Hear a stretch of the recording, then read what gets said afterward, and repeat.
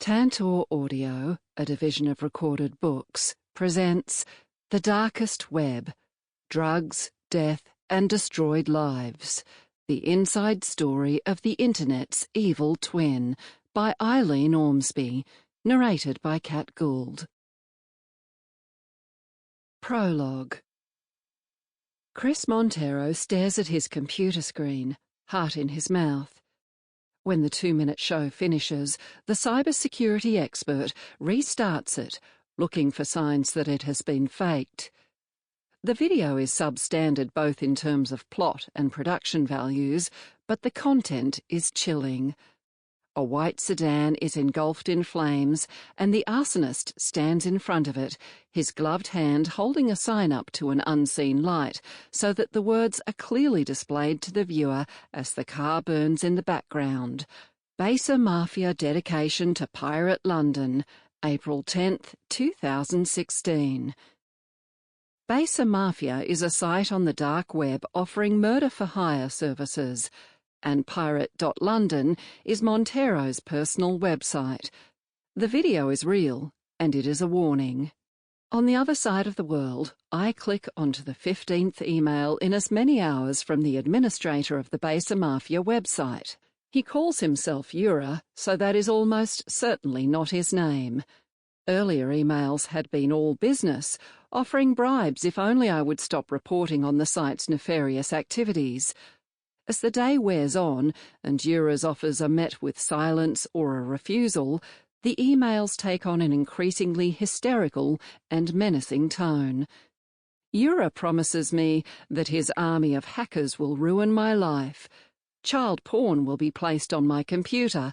Incriminating evidence will be planted across the internet, with all digital footprints leading back to me. This latest email has yet another silencing tactic. You don't know my name, you don't know who I am, but I know your name, and I know where you live.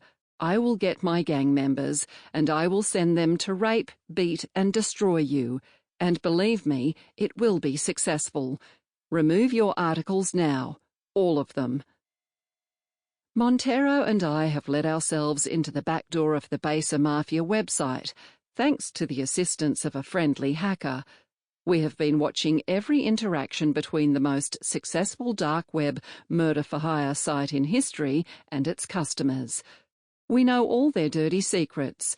We have traced the Bitcoin that has been sent from around the world, accompanying orders for the murder, beating, or rape of spouses, business partners, or scorned lovers. In the few short months the site has been operational, the website has taken in hundreds of thousands of dollars. Now the hitman for hire knows that we know, and he's not happy at all. A hooded figure sits, defeated, in a concrete cell.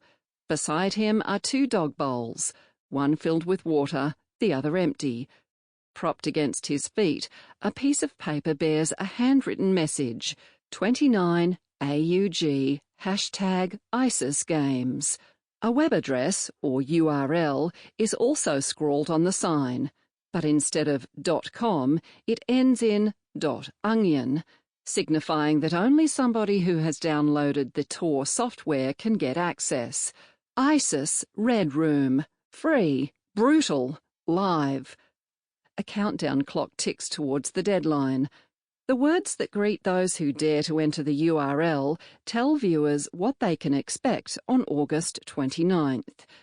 We will, with official media pictures and ISIS propaganda material, prove to you that we have 7 very real ISIS jihadists in our capture. Everything is live and interactive. Their fate will be in your hands. Red Rooms promise pay-per-view torture, culminating in murder of an unfortunate captive. Those who want to watch pay the website owner in bitcoins. Rates vary from site to site, but payment is always a prerequisite. A certain amount to watch passively, more if you want to interact in the chat room with other viewers as the torture is being carried out. Then there is the director. The director is the voyeur willing to pay the most. In return, they get to direct the action, choosing what happens next to the victim. Red rooms are a staple of the dark web, a natural progression from tales of the snuff movie that have been part of popular culture for decades. But this red room is different. For one, it is free. For another, these are no innocent victims to be tortured, sexually assaulted, mutilated and murdered. Vigilantes have captured ISIS terrorists whom they promise to slowly torture to death, one by one. As the timer counts down, word is spreading across forums and chans, not only on the dark web, but on clear web, regular websites like Reddit and Twitter. A few hours before deadline, thousands of people from around the world are in the dark web chat room, waiting for the show. At 00.01 UTC on August 29, 2015, the site updates. Let the games begin. The quiver in the senior constable's finger is almost imperceptible as it hovers above the mouse. On the screen, the cursor points to a link, Daisy's Destruction, Part 1. A screenshot acts as a preview, promising that the most sought-after video of the dark web may be just a click away. Daisy's Destruction has become a dark web urban legend. It is discussed furtively in chat rooms and forums, on chans, and in IRC, or Internet Relay Chat. A few claim to have seen the video themselves, but most have only second-hand information from a friend of a friend.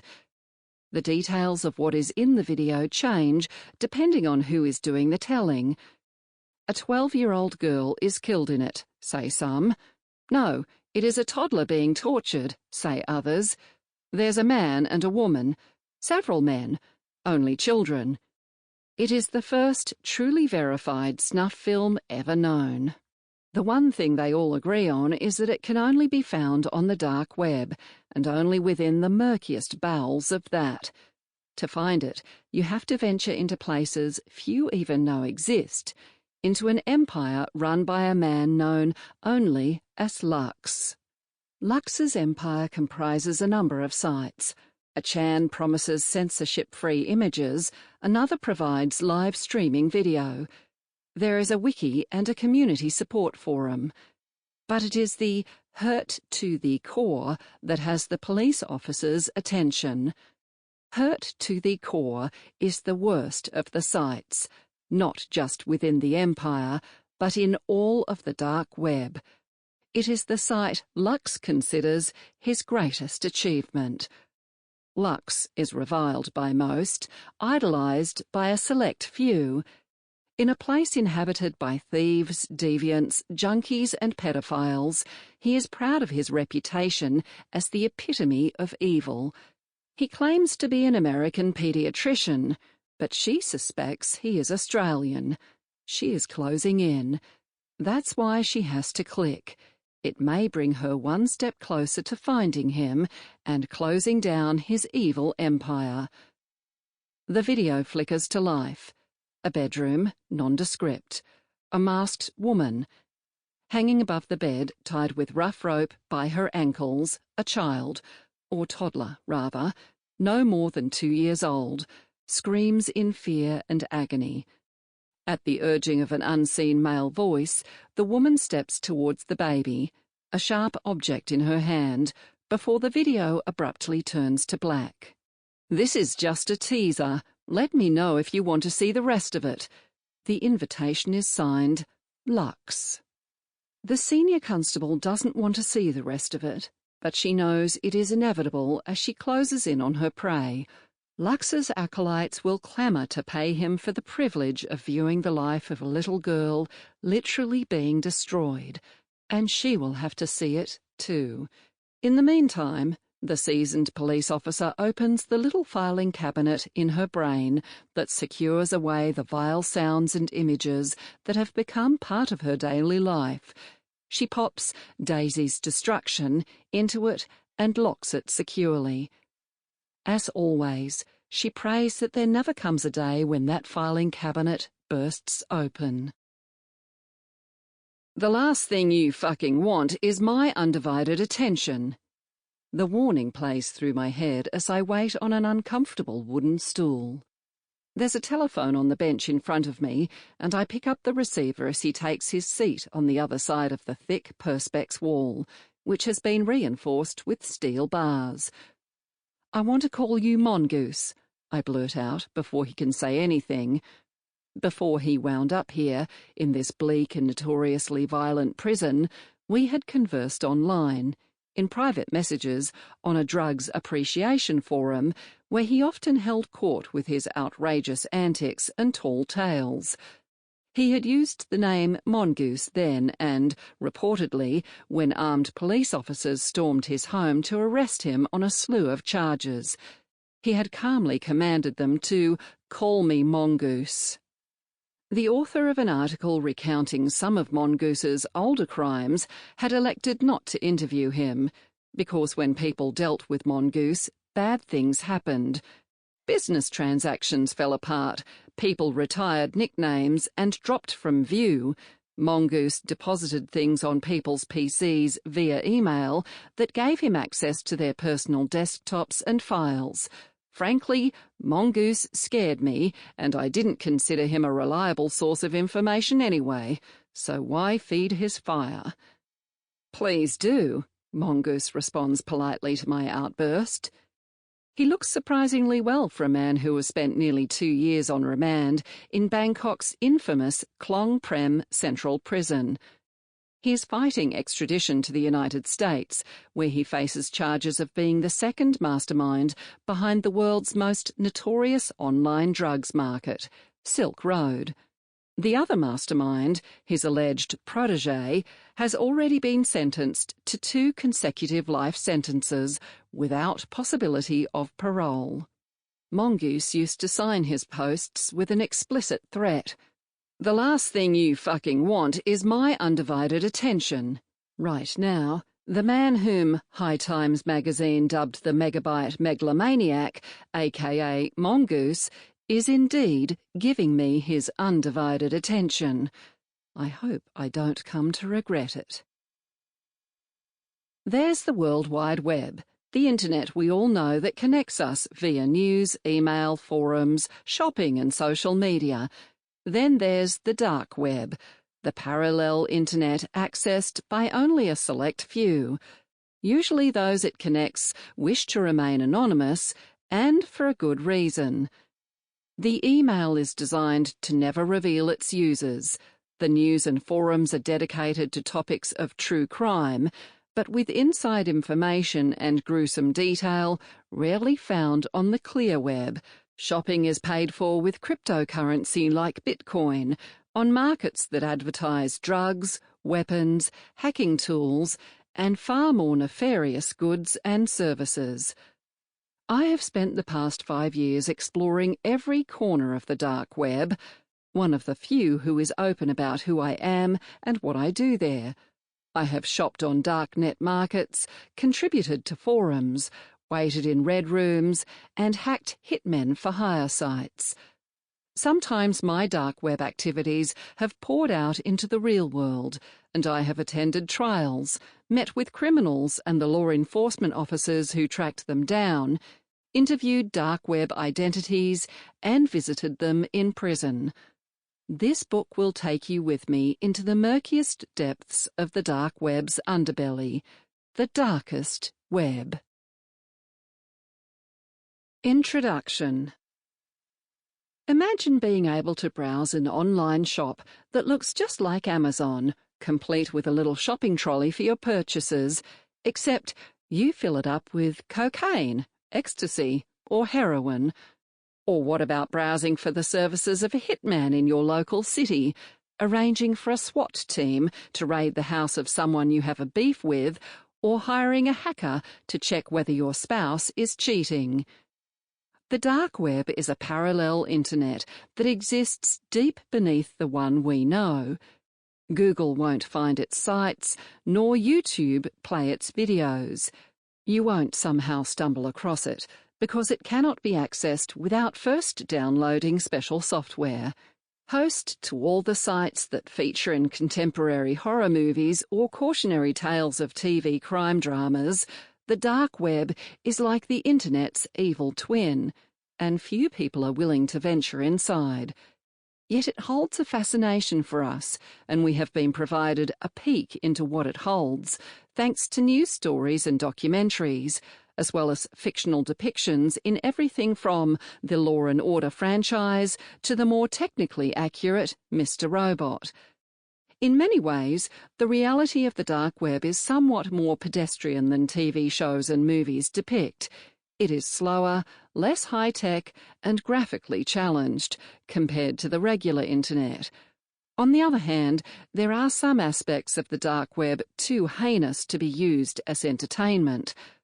Within the dark web of private networks, which offer a layer of anonymity impossible to achieve on the regular Internet, drugs and guns are traded. Hitmen advertise their services, hackers can be hired to attack an enemy's computer, and those with the most depraved tastes can download pornographic images to satisfy their lust. The technical name for the dark web is hidden services. Web servers that run locally and are not visible or accessible to the outside Internet, and can only be accessed from within the network of the software provider. Hidden services are a way of creating a meeting place where the visitor can't discover where the host is, and the host can't discover where the visitor is coming from. Nobody, including the organisations that provide access to the sites, can determine who runs them or where they are located, nor can they close the sites down. The most popular provider of hidden services is Tor. Tor was developed by the US military with a primary purpose of protecting government communications. Tor has three main functions: allowing users to publish and read information with complete anonymity, circumventing censorship, and getting around Internet filters, and providing access to hidden services, the dark web. There are positive and important uses for the first two functions.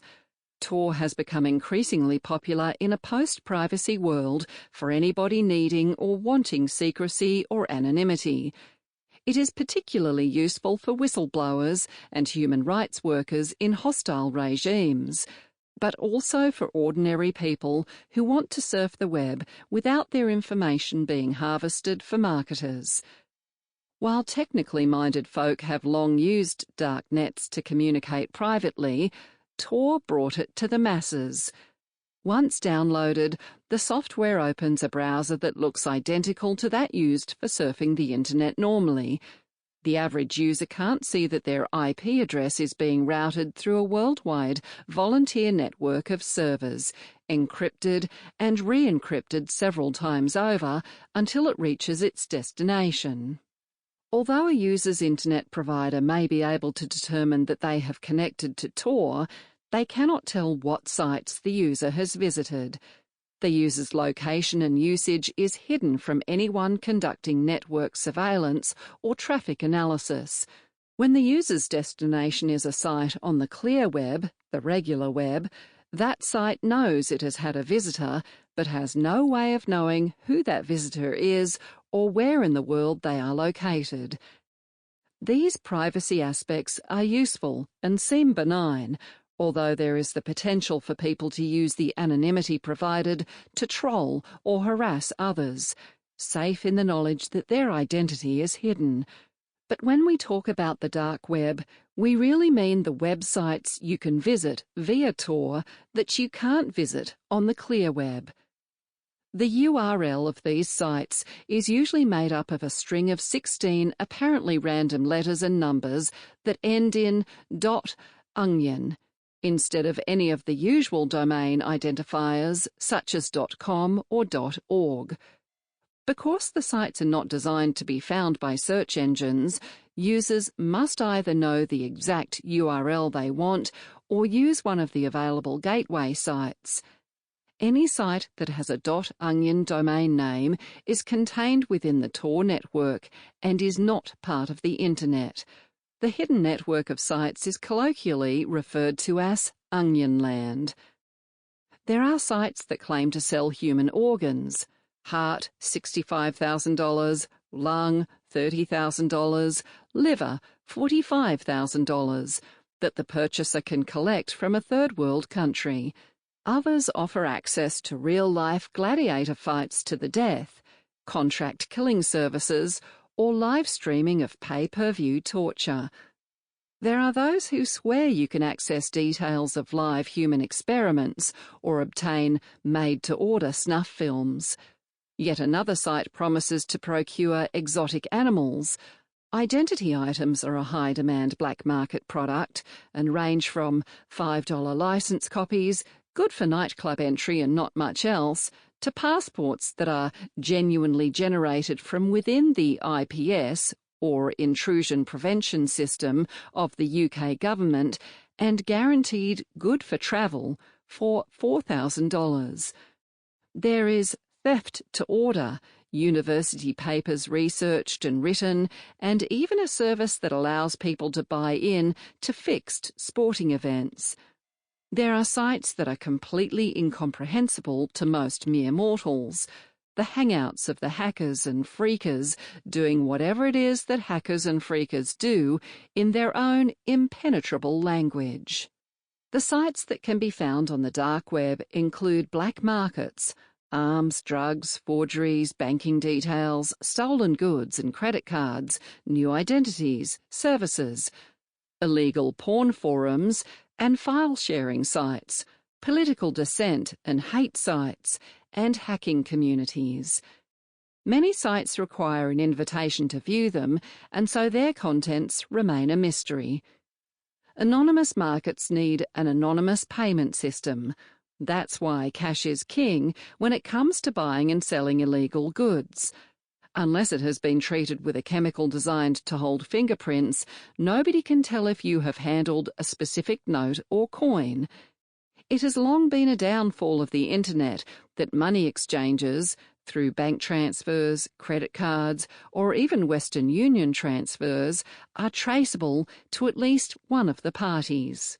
Cryptocurrencies fixed all that. Bitcoin in particular offered a robust, mathematically backed currency that had all the validity and anonymity of cash, but in the virtual world. When it was unleashed in 2009, Bitcoin, which was mined by computers running complex algorithms to solve mathematical equations, had no value. Only computer nerds and people with well-developed scientific minds had any interest in acquiring Bitcoin, and they did so, more as a novelty than anything else. A year later, Bitcoin still had almost no value and cost more in electricity usage to mine it than it could be sold for. However, some people began to recognize that its nature of being universal in application and essentially as anonymous as cash meant it could have a use in being applied to black markets and the exchange of illegal goods. Bitcoin has risen so far in value that it has a market cap of billions of dollars in 2018. Many people refer to the dark web as the Wild West of the Internet, where anything goes. In many ways, they are right. There are some depraved minds out there, and they have total freedom to buy, sell, share, or create anything they want, confident that they cannot be found. Some people want to buy murderous substances and implements. Some want to sell people and poisons. Others want to share live streams of torture or create pictures and films of such depravity, seasoned cops who view them need counselling. Most frightening is that the technology, simple to use for those with basic computer skills, has meant that those depraved minds have been able to find each other. Part 1. Dark. Silk Road. Like the high street stores that have had to close their doors, the street corner drug dealer is becoming an endangered species. Local drug dealers are losing business, unable to compete with the convenience and cheaper prices of online shopping. Most people would never have heard of the dark web had it not been for the rise of the first point-and-click illicit drugs market. Silk Road was the original and most notorious dark web drugs bazaar to be promoted to the public. It was a brazen market that brought together buyers and sellers of every drug imaginable. Its design was reminiscent of eBay or Amazon, and it was almost as easy to use, with marijuana, cocaine, or Xanax bars ready to be popped into the shopping basket, all set to be shipped anywhere in the world. Colourful advertisements offered everything from a single ecstasy pill to bulk orders destined for on sale in nightclubs or through friend-of-friend networks. Sellers were rated for their quality and customer service. It's a certifiable one-stop shop for illegal drugs that represents the most brazen attempt to peddle drugs online that we have ever seen. It's more brazen than anything else by light years, said US Senator Chuck Schumer when Silk Road first garnered press attention a few months after its February 2011 birth. He called for it to be shut down immediately, which would seem to be a reasonable demand, but the technology was like nothing politicians had ever dealt with before. Tor, Bitcoin, and drugs created the perfect storm for the first online mass black market. Tor allowed the hosting of websites where the owner could not be traced, which meant that a shopfront could be created without the inconvenience of it being closed down by law enforcement or a law-abiding ISP. More importantly, it meant that the website did not have to operate clandestinely or by invitation only. Rather, it could advertise openly to the masses, the people behind it anonymous, their location in the world impossible to determine. Any commercial enterprise requires payment for goods. Traditional online payment methods, such as credit cards, PayPal, Western Union, or bank transfers, all have the potential to de-anonymize the user. Those who were capable of stealing those means of payment were a select few, and that would be another barrier to mass market appeal for the shop. Bitcoin was the game changer. Entire books have been written about the cryptocurrency Bitcoin, and there is not space in this book to do it justice. At its simplest level, it is a borderless digital currency, which allows for almost instantaneous transactions from one person to another anywhere in the world. It is decentralized, meaning no one entity controls or regulates it. Most importantly for the black market, neither person needs to know the identity of the other. It is the equivalent of cash in an online world. A potential Silk Road customer might browse a website like localbitcoins.com to find someone selling Bitcoin, which is perfectly legal. Once they agree to a price, the customer makes a cash deposit into the Bitcoin seller's bank account, and as soon as the seller sees the money in their account, the agreed amount of Bitcoin is transferred into the digital address provided. That address could be a private Bitcoin wallet or the buyer's Silk Road wallet. The seller would have no way of knowing. To them, it would simply be a string of numbers and letters. Drugs were the ideal product for the experiment. Worldwide recreational drug use continues to grow every year, and personal use quantities are small enough to be hidden in a plain white business envelope, indistinguishable from billions of others circulating the globe for less nefarious reasons. Postal workers turned into unwitting drug mules as hundreds of thousands of people around the world flocked to this new way of buying drugs. Like eBay, sellers had reputations to preserve, so they provided excellent customer service and high-quality drugs to ensure a 5-star rating. At Silk Road's helm was the site's founder, who initially was known simply as Admin. He started the site with a view to achieving an open market free from regulation or interference from governments. Silk Road was founded on libertarian principles. Sample complete. Ready to continue?